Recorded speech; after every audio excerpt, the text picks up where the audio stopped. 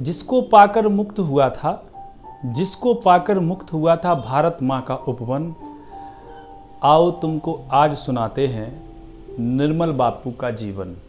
निर्मल बापू का जीवन।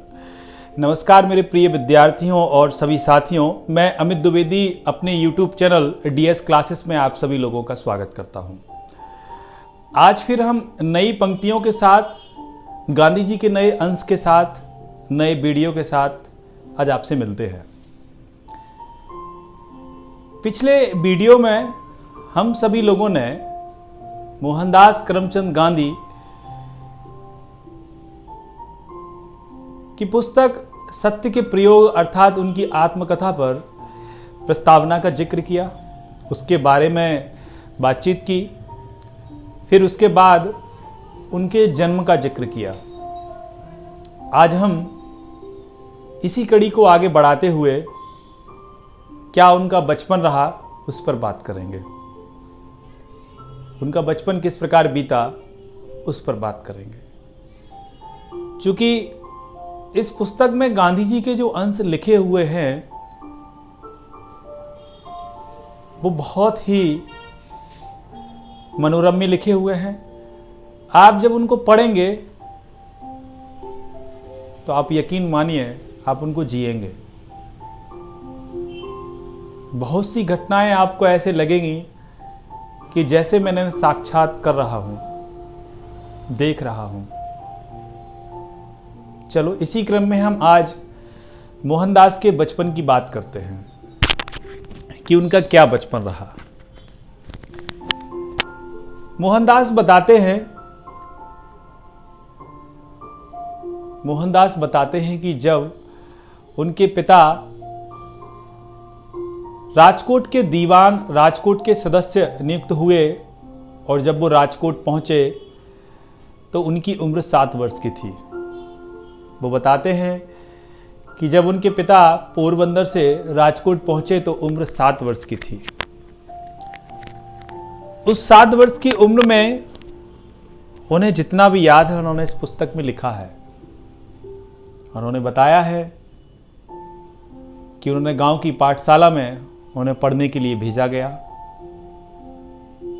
वो एक साधारण विद्यार्थी की तरह वहां रहते थे और उस साधारण विद्यार्थियों में उनकी गिनती गिनी जाती थी। इसी क्रम में वो आगे बताते हैं कि 1 साल और 2 साल ऐसे देखते ही देखते जब मैं हाई स्कूल में पहुंचा तो तब मेरी उम्र लगभग 12 साल रही होगी। जब वो 10वीं कक्षा में पहुंचे, हाई स्कूल में पहुंचे और 12 वर्ष की उम्र थी तो उन्होंने बताया कि मेरा विद्यालय में मन बहुत कम लगता था। विद्यालय जाना होता था, जाने के साथ वहाँ की कक्षाएं लेनी होती थी और कक्षाएं लेने के बाद जैसे ही स्कूल की घंटी बजती थी, विद्यालय की घंटी बजती थी और वहाँ से भागना होता था। मोहनदास ने बताया है कि भागना शब्द उन्होंने जानबूझकर लिया है। क्यों लिया है? वो बताते हैं कि मेरा कभी भी विद्यालय में मन नहीं लगता था। मैं एक साधारण विद्यार्थी की तरह विद्यालय में रहता था। ना मेरा कोई मित्र था, ना मैं किसी शिक्षक से बात करता था और ना मैं विद्यालय के कार्यों में ज़्यादा रुचि लेता था। केवल विद्यालय गया, विद्यालय की घंटी बजी और वहाँ से मैंने भागना शुरू किया और घर पहुँचा। कभी भी उनका विद्यालय में ज़्यादा मन नहीं लगा इस अवस्था में। वो खुद बताते हैं इस बात को। आप खुद सोचिए कि आज के समय में कई सारे विद्यार्थी ये सोचकर हताश हो जाते हैं कि मैं पढ़ता नहीं हूं, मेरे नंबर कम आते हैं, और कई लोग गलत कदम उठा लेते हैं। तो मेरे विचार से उनको सत्य के प्रयोग पढ़ना चाहिए। इससे वो प्रेरित होंगे कि एक साधारण विद्यार्थी ने एक डंडे और चश्मे से देश को आजाद कराया। खैर ऐसे बहुत से किस्से हम पढ़ेंगे, पर अभी आगे की बात हम करते हैं तो वो कहते थे कि हम घर की तरफ भागते थे और घर भागने के बाद विद्यालय का जो भी कार्य रहता था, जो भी होमवर्क उनको मिलता था, वो कंप्लीट करते थे, पूरा करते थे। उस होमवर्क को पूरा किया, फिर उनका किसी भी किताब को पढ़ने में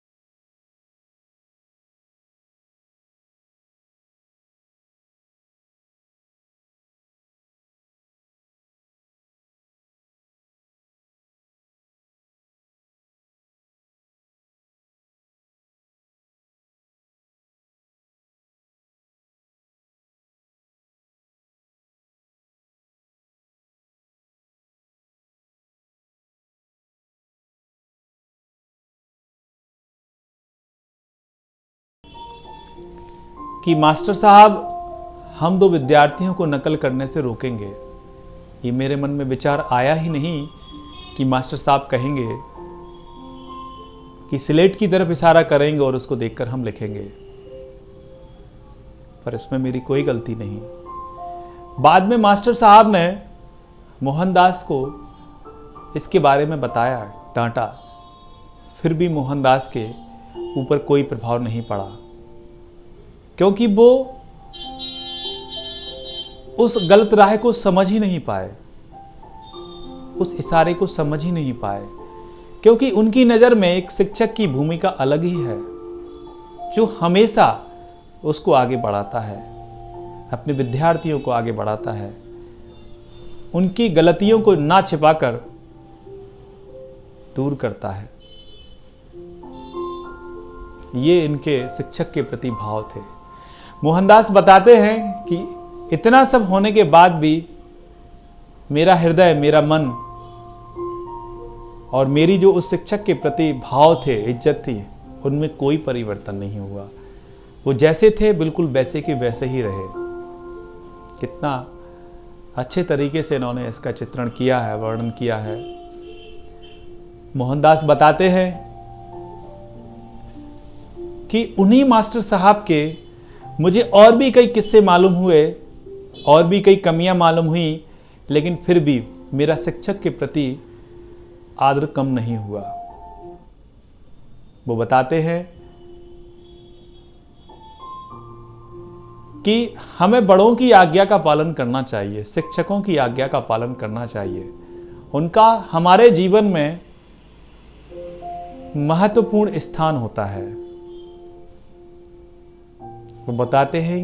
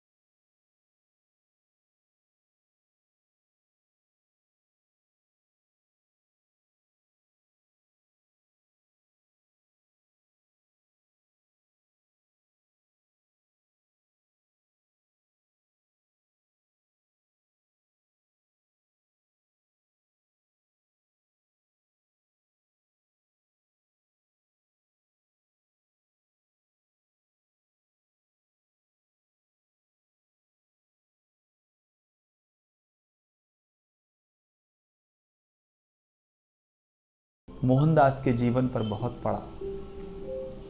मोहनदास बताते हैं कि हरिश्चंद्र का नाटक एक बार देखने के बाद कई बार मन हुआ कि मैं बार बार जाऊं, पर रोज रोज कहां घर वाले जाने देते हैं। तो जब वो रोज रोज नहीं जा पाते हैं तो मन में ही राजा हरिश्चंद्र के नाटक का चित्रण कर लेते हैं, देख लेते हैं।